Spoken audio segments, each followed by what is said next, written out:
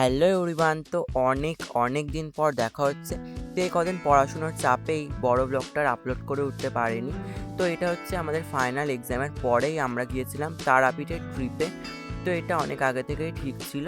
তো আমাদের গ্রামের সবাই আর আমরা সবাই মিলে গিয়েছিলাম তারাপীঠে। তো এখানে আমরা আমাদের স্টেশনে এসে এখানে সমস্ত লাগেজ টাগেজ গুছিয়ে আমরা সবাই ট্রেনের জন্য দাঁড়িয়েছিলাম। দেন ট্রেনে উঠে আমরা গিয়েছিলাম শিয়ালদায়। আর শিয়ালদায় উঠে আমরা সবাই মিলে এখানে আমাদের সকালের ব্রেকফাস্টটা করে নিয়েছিলাম। এখানে কেউ পরোটা, আলুর দম, কেউ ভাত এনেছিল। তো আমরা সবাই মিলে খেয়ে দিয়ে গেছিলাম একটা বিশেষ জায়গায়, যেখানে আমরা নাচতে নাচতে মজা করতে করতে যাচ্ছিলাম রাজুদার পকেট পরোটা দেখতে। তো আমরা গেছিলাম ওই 10:30-11টার দিকে, তখন আর পরোটা ছিল না, সেই জন্য আমরা খেতেও পারিনি। জাস্ট রাজুদার সাথে কয়েকটা ফটো তুলে আর এখানে কিছু দেখা করে আমরা চলে গিয়েছিলাম আমাদের ট্রেনের কাছে। এটাই আমাদের তারাপীঠে নিয়ে যাচ্ছিল। তো এই ট্রেনটায় আমরা সমস্ত লাগেজ, আমাদের ব্যাগ ট্যাগ সমস্ত তুলে দিয়ে নিজেদের জায়গায় সবাই বসে পড়েছিলাম আর মা তারার নাম নিয়ে আমাদের জার্নিটাও শুরু করে দিয়েছিলাম। আর এখানে বর্ধমান, শান্তিনিকেতন সমস্ত স্টপেজ পার করে যাচ্ছিলাম। আমাদের অনেকক্ষণই লেগেছিলো যেতে, ধান কেটে ছিল, আমরা সবাই ভিউটা এনজয় করতে করতে যাচ্ছিলাম। দেন অনেকগুলো স্টেশন আর অনেক জার্নির পর আমরা পৌঁছে গেছিলাম ফাইনালি রামপুরহাট জংশনে। তো এখানে এসে আমরা আমাদের রুমে সমস্ত ব্যাগ ট্যাগ রেখে দিয়েছিলাম। আর এখানে তারামায়ের মন্দির আমরা দর্শন করতে এসেছিলাম। ভিতরে যেহেতু ক্যামেরা অ্যালাউ ছিল না, আমরা বাইরে থেকেই কিছুটা দেখে দেন গিয়েছিলাম আমাদের রুমে। আর এখানে অনেক ভিড় ছিল যেহেতু সবাই পুজো দিচ্ছিলো। দেন আমরা রুমে এসে আমাদের হোটেল থেকে সমস্ত খাবার দাবার আনা ছিল, ওগুলো আমরা নিয়ে এসে খেয়ে নিয়েছিলাম, যেহেতু অনেকটাই জার্নি গেছে, অনেকটাই রেস্ট নিতে হবে সেই জন্য। আর এই যে আমাদের হোটেলটা, এখানে আমরা মোট নিয়েছিলাম 4টে রুম। তো এই রুমটায় ছিলাম আমরা, এখানে আমাদের আমাদের আরও আত্মীয় মানে আমাদের পাড়ার সমস্ত সবাই ছিলাম এই রুমগুলোয়। তো এইখানে তারপরে মানে ভোর ভোর উঠে আমরা গিয়েছিলাম তারা মায়ের মন্দিরে পুজো দিতে।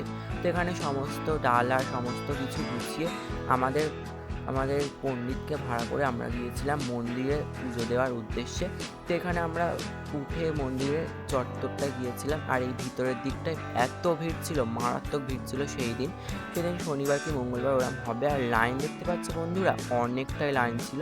আমরাও দিয়েছিলাম পরে, সেটা আমরা আপনাদের দেখাতে পারিনি। আমাদের মোট 3 ঘন্টা লেগেছিলো মায়ের দর্শন নিতে, এতই মানে ভিড় ছিল। দেন আমরা গেছিলাম শ্মশানের সাইডটা, এখানে বামাদেবের ওখানটায় গিয়েছিলাম, সমাধির ওখানে।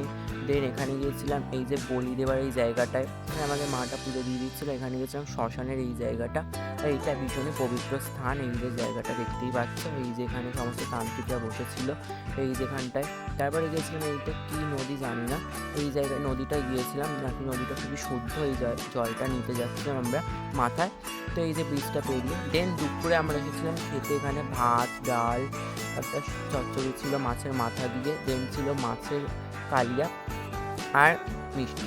দেন আমরা সন্ধ্যেবেলা বেরিয়েছিলাম মায়ের আরতি দেখতে। এটা নেক্সট দিন, পরপর সমস্ত কিছু দেখাতে পারিনি। নেক্সট দিন মানে যতটা টাইম হয়েছে দেখিয়েছি মায়ের দর্শন নিয়ে। দেন সকালবেলা আমরা সবাই মিলে আবার স্নান করে রেডি হয়ে গিয়েছিলাম ব্যাগ ট্যাগ গুছিয়ে, যেহেতু আমরা আজকে বেরিয়ে যাব নিজেদের বাড়ির উদ্দেশ্যে।